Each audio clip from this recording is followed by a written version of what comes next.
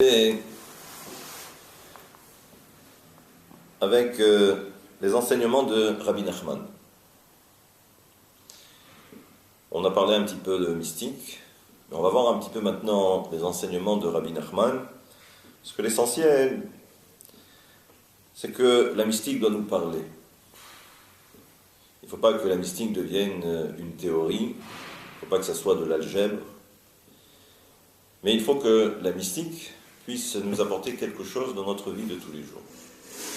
Et donc c'est pourquoi, comme l'explique Rabbi Nathan dans le Likutei Moharan, en introduction, il précise bien que pratiquement tous les enseignements de Rabbi Nachman, c'est un éclairage pour la compréhension des enseignements du Hari HaKadosh.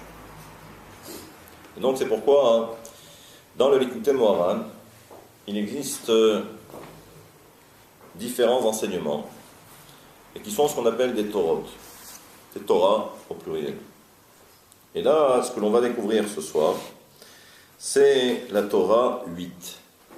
Et ça, c'est ce qu'on appelle Ve'ine menorat za'av kula ve'gula al rosha. En introduction, il précise, et il dit que on fait référence à la menorah. C'est un passage que l'on lit généralement pendant la fête de Hanouka. Bien évidemment, nous ne sommes pas à Hanouka, nous sommes dans quelques heures dans la fête de Purim, oui. Mais il y a un enseignement que je vais maintenant extraire de cette Torah, et on verra également quelle est la portée de cet enseignement dans le Likutei Halachot de Rabbi Nathan. Et il dit comme cela. Ce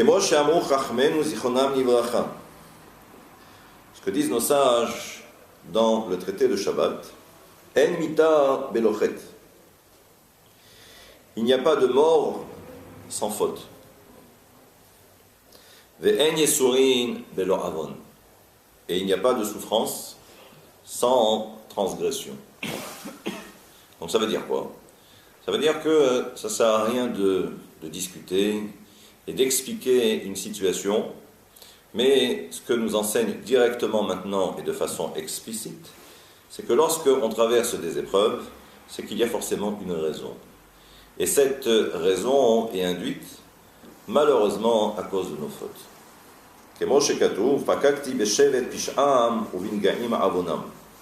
Dans Tehillim, il dit là-bas que Dieu se souviendra. Et c'est pourquoi Akadosh Baruch Hu flagellera tous ceux qui malheureusement ont commis des erreurs. Donc de ce verset, c'est ce qu'il faut comprendre. Il n'y a rien pour rien. Et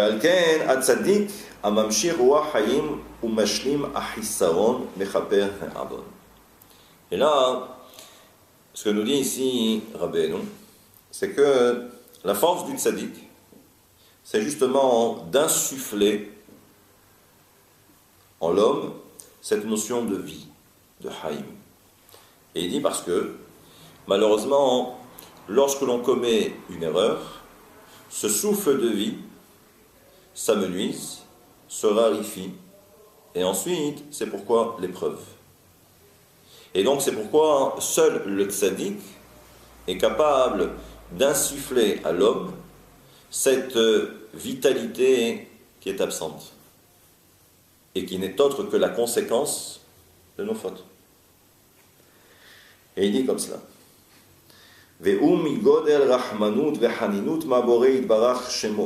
Et là aussi, là ça fait partie de la bonté de Akadosh Baruch Hu. Et ça veut dire quoi? Akadosh Baruch Hu s'est en quelque sorte rétracté. Liyot aruach haim etzel hatzadik. Akadosh Baruch Hu, au niveau du tzaddik, c'est Akadosh Baruch Hu lui-même qui va en quelque sorte représenter ce souffle de vie qui est incarné par le tzaddik. Comme si Akadosh Baruch Hu se plaçait à l'intérieur du tzaddik. Et comme si à l'époque, au moment de la création du premier homme, lorsque Akadosh Baruch Hu va créer le premier homme, il est dit là-bas que Dieu a insufflé en l'homme ce souffle divin, mais en fait, c'est le souffle de la vie. Et donc, Hakadosh Baruch Hu est à l'intérieur du tzaddik, et c'est le tzaddik maintenant qui va insuffler en chacun, justement, ce souffle de vie. She'em yekabelu arwah haim me'at-Torah. Et ce ruach haim, ce souffle de vie, s'apparente à la Torah. Ve'em amshichim ruach haim el ha'cheschonot, uvaze mechaperim ha'avonot. Il dit, c'est très simple. Voilà comment ça se passe. Je commets une faute, c'est comme si en fin de compte, ce souffle de vie, nous l'avons perdu. C'est-à-dire que, à un niveau de notre être, c'est comme s'il y avait maintenant une tare. Cette tare, c'est la faute.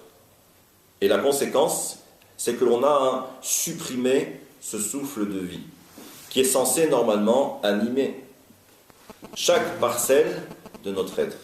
Et il dit ça, il n'y a que le tzaddik qui est capable de le faire. Donc il rapporte ce fameux verset que tout le monde connaît, Hashem, Hashem, El Rahum Behanun, Erech Hapaim. Erech Hapaim. Et il dit justement, Erech Hapaim, c'est quoi? Erech Hapaim, traduction, c'est la patience. C'est la patience. Et il dit ça, c'est ce qu'on appelle le ruach. Ça, c'est ce qu'on appelle le souffle. She'u ma'arich ruhe. Ça veut dire que Akadosh Baruch Hu, il prend sur lui. Ça veut dire que, bien que l'homme ait commis des erreurs, Akadosh Baruch Hu, pour l'instant, il est patient. C'est-à-dire qu'il prend sur lui. Et il dit, Behinat anaha al-hissaon. Et il dit, c'est quoi? Erech Hapaim, cette patience-là, il dit, anaha, c'est le soupir. Ça veut dire qu'Akadosh Baruch Hu, il soupire, entre guillemets, sur les manques de l'homme, les hissaon, ou les manquements de l'homme. Donc là, c'est l'introduction. Maintenant, ce qu'on va essayer de comprendre, c'est comment ça se passe. Comment ça se passe? Non. Alors regardez.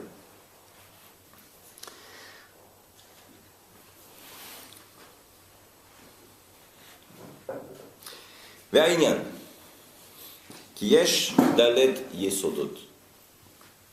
Il existe les 4 fondements qui sont Esh, le feu, Ruach, le souffle, Maim, l'eau, et Afar, la terre. Ulmala beshorsham emdalet otiyot. Mais nous savons également que ces 4 éléments de base tirent leur source ou leur racine des 4 noms, du moins des 4 lettres du nom de Hakadosh Baruch Hu, le tétragramme. Ulmata hem me'oravim tov vera. Simplement en bas, tout est mélangé. Le bien et le mal. Et ça veut dire qu'au niveau de chacun de ces fondements, eh bien, tout est mélangé. Le bien et le mal. Et il dit, Ve'at tzaddik gamour. Et là, il précise, il dit le véritable tzaddik, sheivdin ve'ifri shara minatov legamre. Il dit seul le tzaddik est capable justement de faire cette séparation entre le bien et le mal. Ad shelo nish'ar lo shum ra me'echad me'arba yesodot. À telle enseigne, c'est que le tzaddik, lui, qu'est-ce qu'il fait? Même si chacun d'entre nous, nous sommes pourvus de ces 4 éléments de base, mais ça veut dire également qu'à l'intérieur, tout est pêle-mêle, tout est mélangé, le bien et le mal. Dans le feu, il y a le côté du bien et il y a également le côté du mal. Un exemple simple. Je peux avoir ce feu en moi qui va me pousser à accomplir les mitzvot. Mais il y a également le feu, de la, de la concupiscence.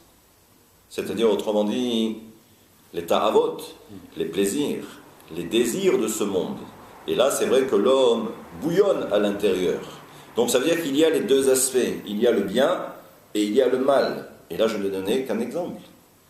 Donc il dit le véritable tzaddik, c'est celui qui a été capable, au niveau de ses arba et sodot, au niveau de ces 4 éléments qui le constituent, il a été capable de faire le tri. Il a mis le mal totalement de côté. Chez M. Klal Amidot. Et il dit, c'est ça le principe des midot. Lorsque dans la tradition juive, on parle des midot, les midot, ce sont les traits de caractère. Il dit à ce moment-là, et là aussi c'est un principe qui est important, ça veut dire que maintenant, sauf celui qui a été capable d'opérer ce tri au niveau de son être, au niveau de ses midot, celui-là peut aller maintenant, et je traduis littéralement, il peut aller maintenant exciter les Rechaim, les mécréants. Ça veut dire que maintenant, il peut y avoir cette confrontation avec les Rechaim. Et vous allez voir que ce n'est pas aussi simple que cela. Et ça, c'est en rapport avec le cours que nous avons fait la semaine dernière sur une autre Torah, mais il n'y avait pas la vidéo, mais c'est pas grave. Et à Inyan, qui kol racha, il dit tous mécréants, aechreach sheyeh lo tzinor. Il dit le mal,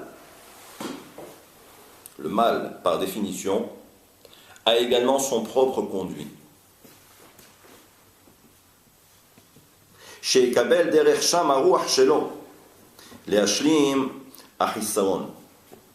Et il dit, là-bas lui aussi, il va puiser cette énergie de ce conduit. Et il dit, de même que dans la Kedusha, dans la sainteté, il y a toujours un manque quelque part. Et ça veut dire qu'il faut essayer de combler ce manque. Ce manque va être comblé grâce à l'intervention du tzaddik, parce que c'est lui qui va inoculer en chacun de nous ce manque à travers ce souffle de vie. Il y a un manque quelque part, il faut le combler. Ça, c'est dans le domaine de la Kedusha. Mais ça veut dire également que du côté des forces du mal, les forces du mal également ont besoin d'avoir ce souffle.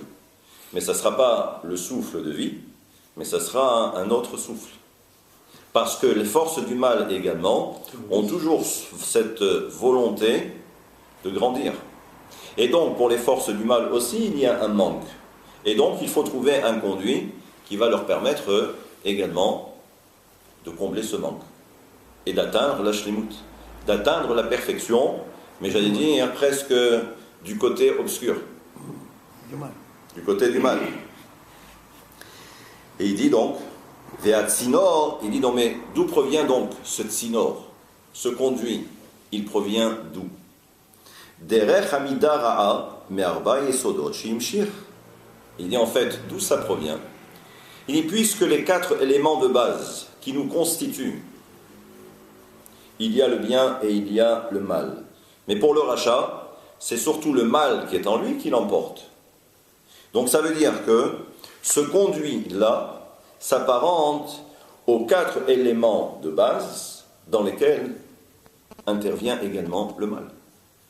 Donc, ils tirent leur subsistance de ces 4 éléments de base, là où il y a le mal.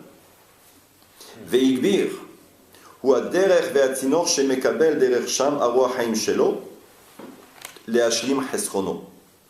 Il dit maintenant, vekshat tzadik rotze leashvilo. Donc il dit maintenant, de quelle façon le tzaddik il va soumettre le rachat, il va rabaisser le rachat. Il dit Umuchlach lered le'amida ra'a'i. Il dit ça c'est le principe, c'est ce que nous avons vu la semaine dernière. Ça veut dire que le tzaddik lui aussi, il est obligé de descendre dans les forces du mal elles-mêmes. She'igbi'a alav ha'rasha le'achniya. Et le tzaddik donc, il doit rentrer à l'intérieur pour aller détruire les conduits qui subventionne, entre guillemets, le mal.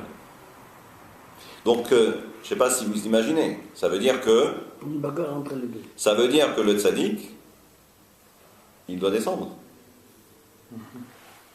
Il doit descendre à l'intérieur, dans l'antre des forces du mal. Et il doit donc casser, en fait, tout le générateur. Mais le générateur qui nous subventionne à nous le mal. Aussi. Et ça veut dire que si ensuite on veut éradiquer le mal qui est en nous, il faut que le tzaddik lui-même soit capable de rentrer à l'intérieur. Et on verra tout à l'heure dans le Likutei à la Qu'est-ce qu'on fait au cas que le mal il est plus fort que le tzaddik, on fait quoi? On va voir. C'est un risque. C'est ce qui arrive. Chez Mekabel, Misham Achiyut Shelo. Parce que c'est de là-bas qu'il tire sa vitalité. Ve'alken Mukhrach, chez Yezeh Tzadik Gamo. Et c'est pourquoi, ce que précise ici Rabbi Nachman, c'est que il faut un tzaddik gamour, un tzaddik total, absolu. Et ça veut dire quoi un tzaddik total et absolu? Chez Engo Shum Rach, ça veut dire que lui-même, le tzaddik en question, il ne faut surtout pas qu'il y ait une once de rat en lui. Ouais. Pourquoi? Les ma'an lo yekoach le'awar se'ara. Il dit parce que justement, pour ne pas que lorsque le tzaddik va rentrer dans l'antre des forces du mal, que va-t-il se passer? C'est que s'il reste une trace, alors à ce moment-là, les forces du mal auront également une emprise sur le tzaddik lui-même. Et lui, c'est ce qu'il appelle Ruach Se'ara. Ruach Se'ara, j'avais dit la semaine dernière qu'il existe 4 clipotes.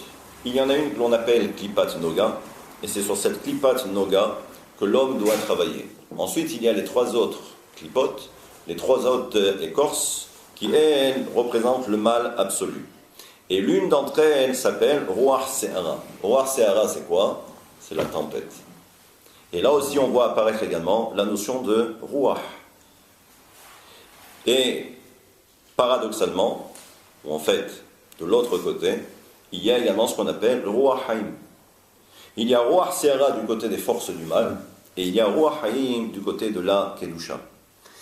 Chez Ruach Haïm chez la Racha, לשלוט ולהזיק חס ושלום להצדיק בעת שיורד לעמידה רעה של הרשע לקלקללה.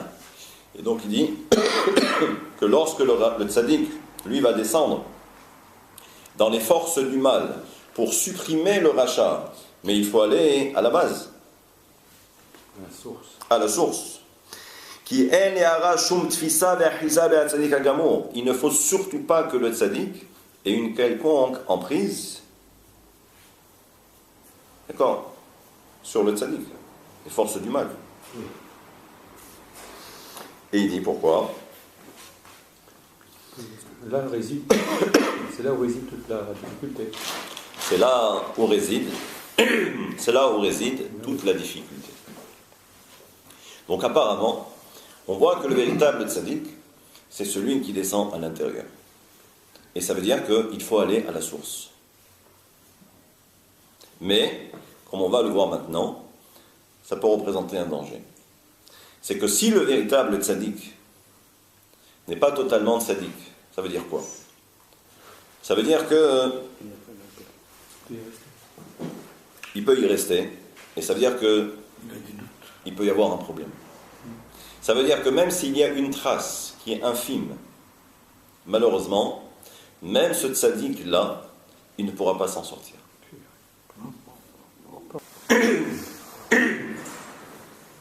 Et c'est pourquoi dans Tehillim, il dit là-bas, dans le psaume 147, Mashpil Reshaim Ade Ares.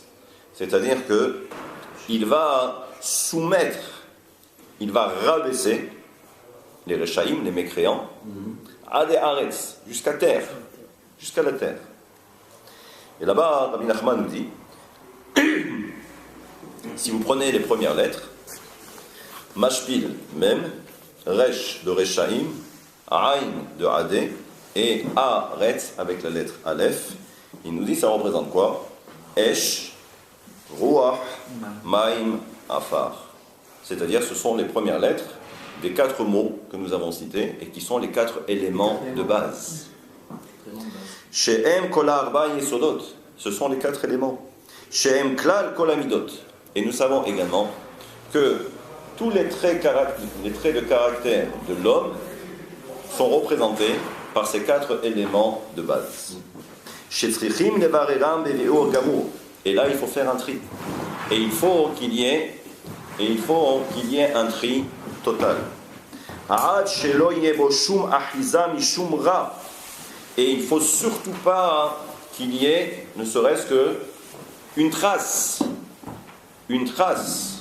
de mal au niveau des 4 yesodot.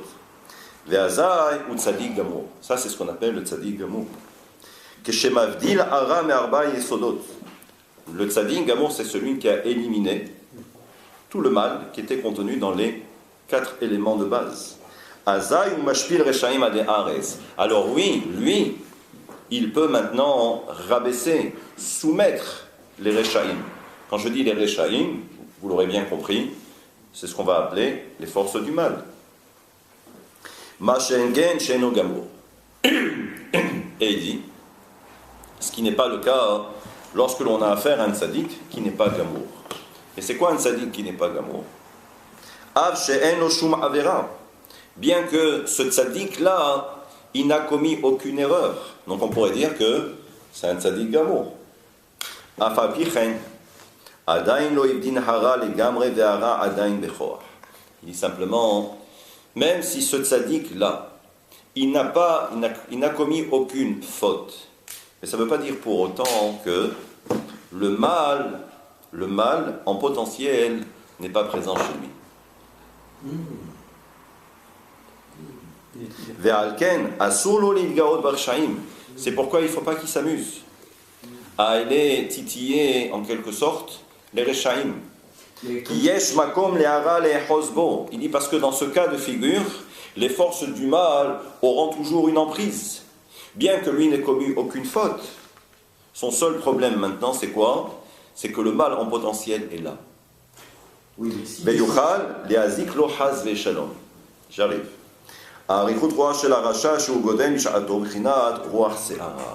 Donc on voit ici que ce n'est pas aussi simple. Ce n'est pas aussi simple. C'est le gamour dont vous parlez? Pardon? C'est le gamour dont vous parlez? Là, c'est celui qui n'est pas gamour. Pourquoi? Parce que le mal est quand même présent en potentiel. Et ça veut dire quoi? Si on devait expliquer davantage, c'est que en fait, les pulsions, il en a toujours. Simplement, il arrive à les contenir. Le véritable tzaddik, gamour, c'est celui qui n'a plus aucune pulsion. Ça veut dire que le mal en lui-même n'existe plus. Ça ne fait plus partie de son dictionnaire. Il l'a dominé.